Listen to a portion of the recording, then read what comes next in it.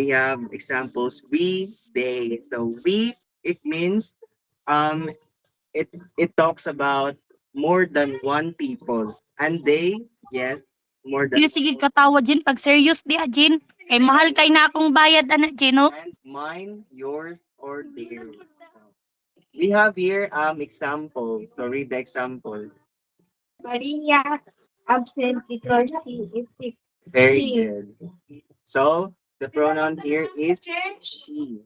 So Kuan pons. interjection expresses sudden emotion or feeling, just like ouch, like that. So example, wow, oh, oops, and she. Sa siguro mahal ng tutor kay sige na magkatawa ng isang kuya. So get one half.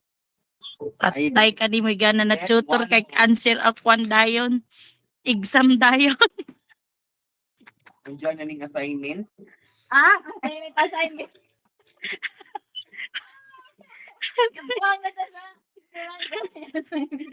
And exam dayon plus mapay labot ang assignment boss.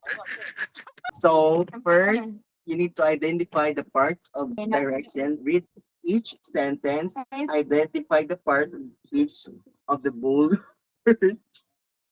So, Ayo patanawa sa kanya basig iya nagkuano ng answer. okay, activity raman ni ako raman tag iya man ako tabutang answer. So, hanapon nimo diri kung may part.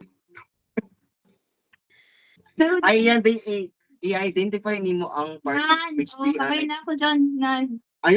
Ayoko mananan kay kaning mga na Ikaw pud nimo kuan upod ka identify lapi. nimo kung ano dyan sila na parts of speech from noun, pronoun. Unsa gani ang 8 parts of speech? Noun, pronoun, Verb, adverb, Ad- advent, adjective. Adjective. Adjective. Ano gani? Adjective, preposition, interjection. interjection, Ay, nagkatawa. Interjection. interjection, interjection, o conjunction. Ano to? Noun, pronoun, verb, adverb, adjective, preposition, conjunction, and interjection. So, Andrea, sa activity 1, magbutangan ikaw ng 1 to 8 numbers. So, I will read the question. I will read the question twice. Wrong spelling is wrong. Napatay. So, mark your numbers 1 to 8. Yeah. So, Yan sa imong koyo.